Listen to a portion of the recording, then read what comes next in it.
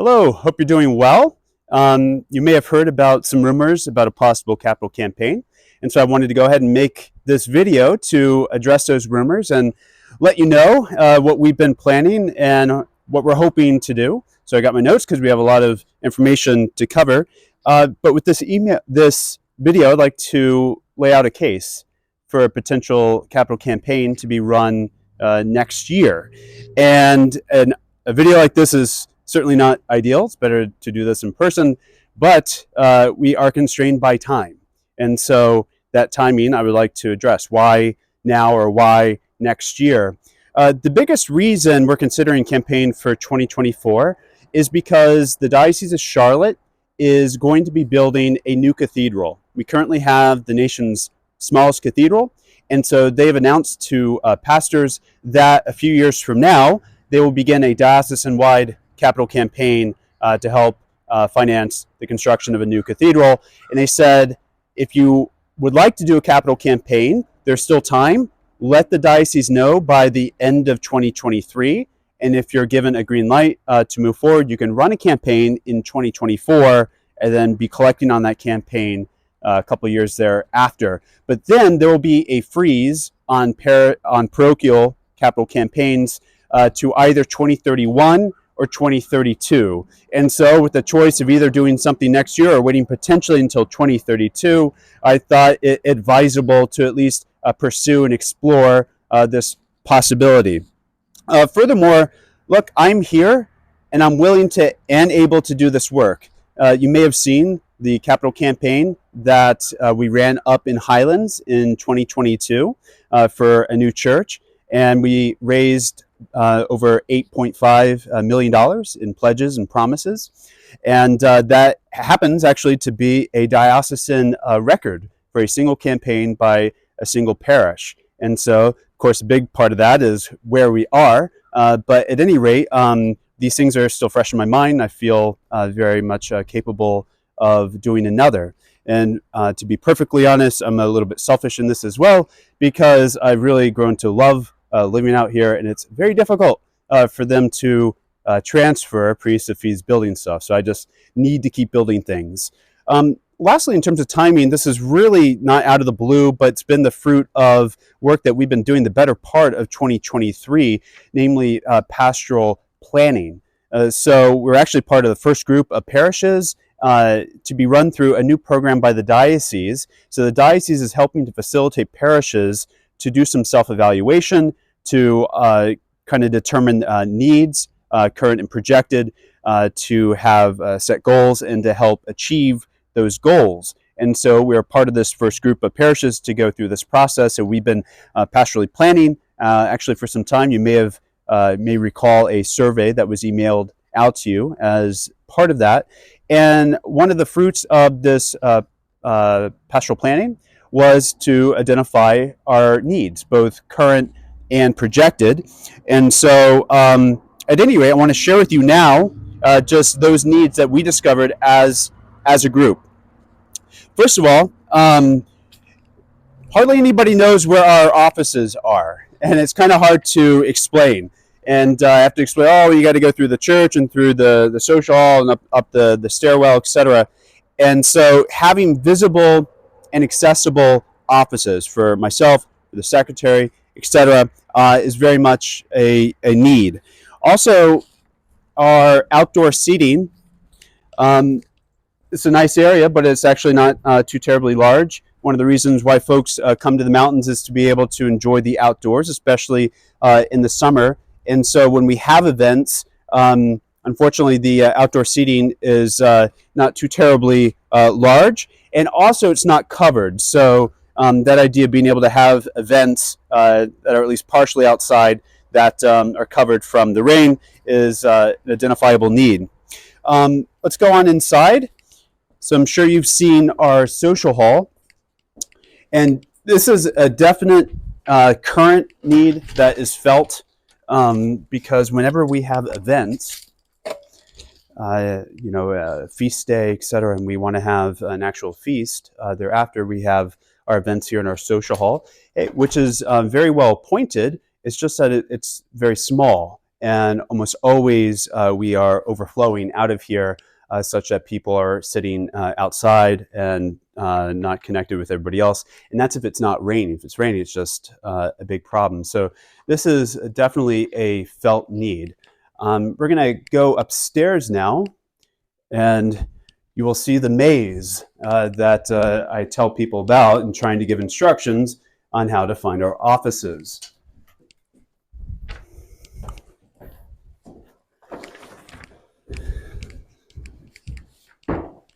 So as we head upstairs, one of the things that I noticed when I arrived is that I didn't have an office. I don't know where my predecessors met with folks, but I had no office for myself, and so I had to confiscate one of the classrooms. So this is our upstairs. We have our bathrooms, and then actually a very small office that my executive assistant, John Paul, uses. He's not going to show you, but it also functions as a storage room. This is one of our 2 functioning classrooms, and so it gets actually really tight in here really quick. If you have, say, a dozen parents who are wanting to meet during faith formation while we're downstairs, and so just gets pretty tight. This is our one other classroom, so it's even smaller, but at any rate, and I'll show you what used to be a classroom and I had to confiscate for my own office. So after 3 or 4 plus years, I finally actually got it properly appointed. So looks great now, but at any rate, this is where my office is. You probably have never seen it. And this is where the parish office is. And so Don is usually in here, and you can tell we just don't have a lot of space to put things. And so at any rate, but notice this is where the parish office is, this far from the front door. I mean, it's not very intuitive. All right. Speaking of Dawn, we're running into her now. So this is the usual. Hello, Dawn. Here, come on in. Hi. So this is the other entrance to the offices. So not very intuitive. All right. Just going to show you real quick the cemetery that is currently owned by the Howard family. The Howard family, of course, gifted our property a long time ago, and so just all right, keep walking. And so that cemetery, I'll go ahead and give you the vision for that. We're actually in the process of trying to receive that cemetery because it's privately owned, and they're wanting to donate it to the church, and it's something we're very happy to receive. So, and then to have it properly blessed as a Catholic cemetery, something that be interested in doing, and furthermore to find some investment to get some nice statuary to really try to beautify it, and to give parishioners an option, even if you're not here full time, if you don't have your internment plans, to consider being interred up here. And so at any rate, would like to be able to offer that as a possibility. So here, show this parking lot. So this is the west parking lot. A lot of people don't even know that it's here. But on the issue of parking, of course, parking is an issue. Folks let me know about that. And that's definitely something that we want to address. And the other issue they can't really point out to, except that you saw how much stuff was in Don's office, is that storage. So we very much need more storage. So, all right. Lastly, of course, to consider our church. Our church that we just celebrated the 50th anniversary of its consecration last year, July of 2022, and has served us very well. And that we're proud today. As you probably noticed, especially in the months of July and August especially, we do have a seating capacity issue. And so, again, that's not an issue every month of the year, but definitely during the height of season. And so, it's a felt need. All right, come on in, John Paul. John Paul's the one filming me.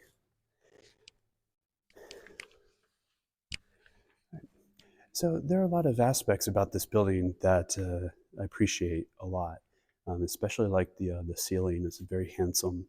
I also like the fact that the lines, they do kind of bring your eye to the sanctuary. So it kind of guides you to kind of focus more on the sanctuary. But one of the things I need to point out is just how small our sanctuary is. By sanctuary, of course, I mean the space beyond the communion rail.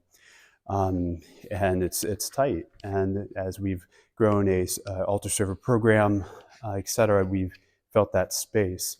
And in fact, it's even been a little bit dangerous sometimes. We almost had a trip and a fall recently, just given just how things are structured here. But something you probably wouldn't notice, but something that I feel is how much you kind of feel like you're in a corner, and just how the ceiling comes very low. And it almost feels like you're tucked away in the corner, as opposed to having the most privileged space in the building. And so, look, 1972, when this church was consecrated, that was the height of architectural experimentation in the church. And like I said, there are many very handsome aspects about the building, but liturgically and in accord with our architectural history, it doesn't line up perfectly. Also, is the sacristies aren't in any way connected with the sanctuary, which is something that's generally needed. You may notice I have to go through the cry room to go to my vesting sacristy. So, at any rate, these are just some felt needs when it comes to the church. All right, John Paul, let's head back into the social hall. So now that I've explained our perceived needs, and again, these are both current and projected. I mean, our area is projected to grow significantly. And so to wait until potentially 2032 really to begin a plan of addressing that we're really going to be feeling the pinch, I think, by then. So I'm going to lay out a little bit of a vision that I've kind of crafted, especially over this past year. It's by no means set in stone. Really, I'm looking for a healthy balance between giving you a vision, something you kind of wrap your mind around, but also giving it enough leeway in order to get a lot of feedback, because folks are going to have great feedback, and try as a group. All right, well, what's the best way forward? So this would be a little bit of my vision. First of all, bring the offices downstairs. This is a much more visible, much more accessible space. And so for an office for me, an office for the secretary, a third office for whether it's John Paul or anybody else, and just a proper reception area as well, something that we don't have. Usually folks just stand out in the hall until we're ready for them. And also, let's head outside again. I'd mentioned the idea of expanding outdoor seating. It is something, is it a need or is it a want? A little bit of both, maybe a little bit of a want. But again, this is the reason why folks come to the mountains. Come to the mountains in order to enjoy the outdoors. And so to have ample space, seating space outdoors, and to have at least it partially covered would be very, very helpful. All right. What else? Parking, of course. I don't really have any details other than let's add some more parking. We'll figure out the exact number of spaces in due time, as well as storage. And where exactly that's placed, I don't know, but definitely somehow to accommodate our storage needs. But just kind of looking in this outdoor area, I'm looking at the stonework here and thinking, it'd be incredible to have a nice outdoor fireplace here, and just have some chairs around. I don't know, it's just an idea. And then, all right, John Paul, if you come out this way. This wall, the exterior wall of the church, it could be opened up and have it opened up. I don't know, a accordion, glass doors or whatever it may be, to have indoor, outdoor events, and sort of treating this whole area as a bit of a courtyard. And of course, you're asking, well, if the opposites are going to the social hall and we're going to open up the wall to the church, what's going on here? Well, I think our church would be a fantastic social hall, and have a fireplace not only on the outside but on the inside as well, on that stone wall. It's spacious. It's a handsome space. Where the altar is, be a great place for lectures, etc., and some technology up there. But just to have that growing space, that living space, in order for us to grow as a community and be able to have these sort of beautiful indoor, outdoor events in the very nice courtyard.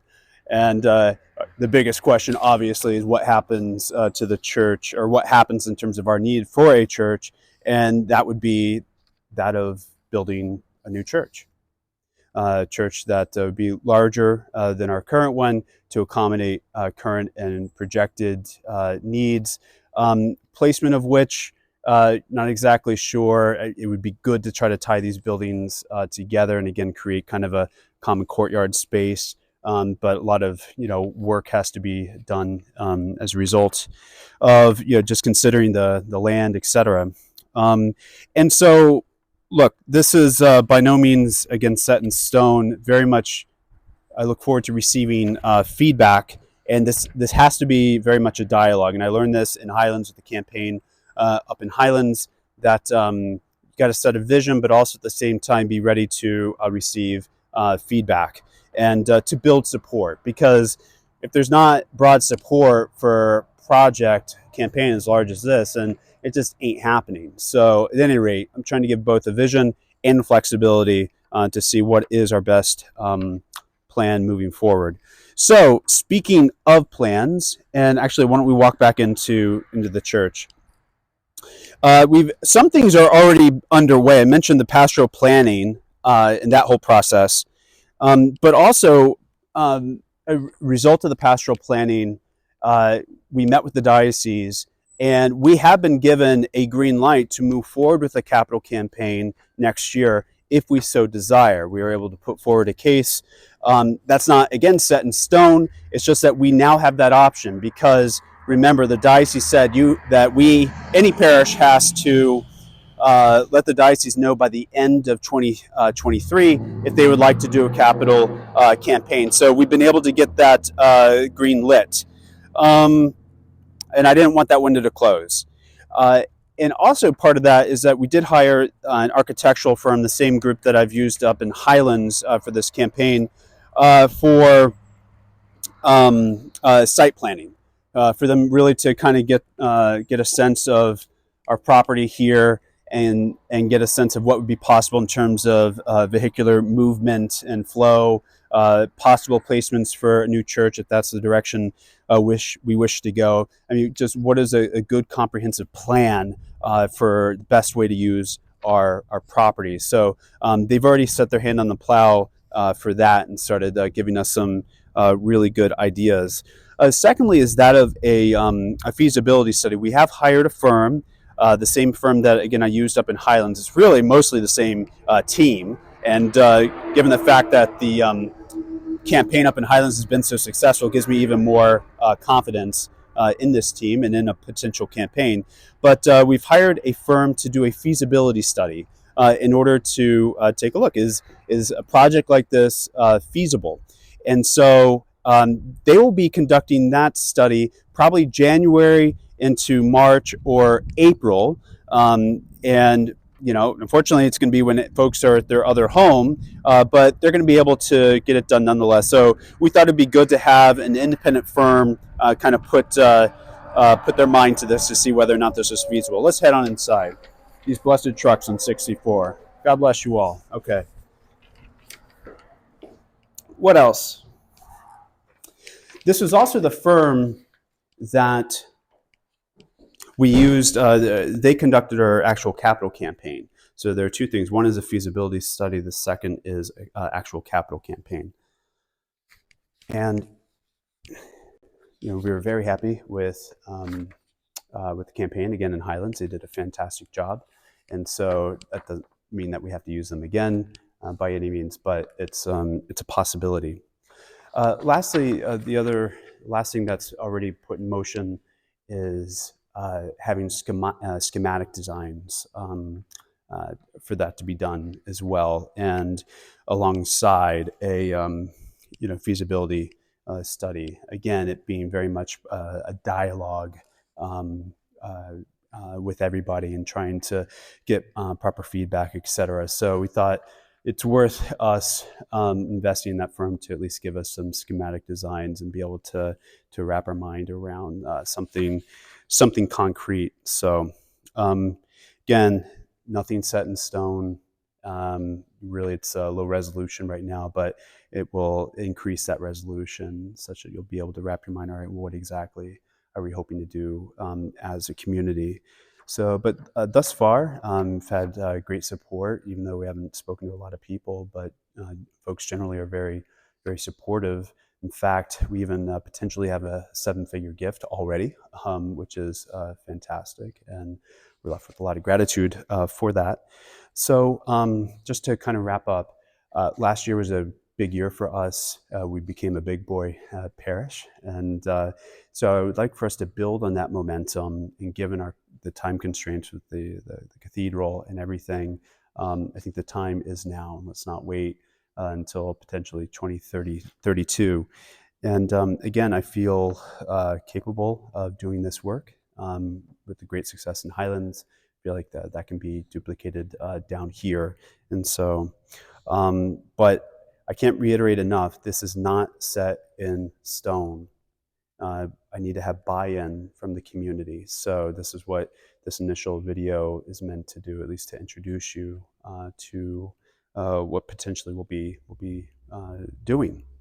And so I cannot promise to please everybody in this. I'm sure there'll be things that I will have to sacrifice because people just have disagreements. But one thing I can promise is that I will listen to everybody and intently in terms of their feedback, etc.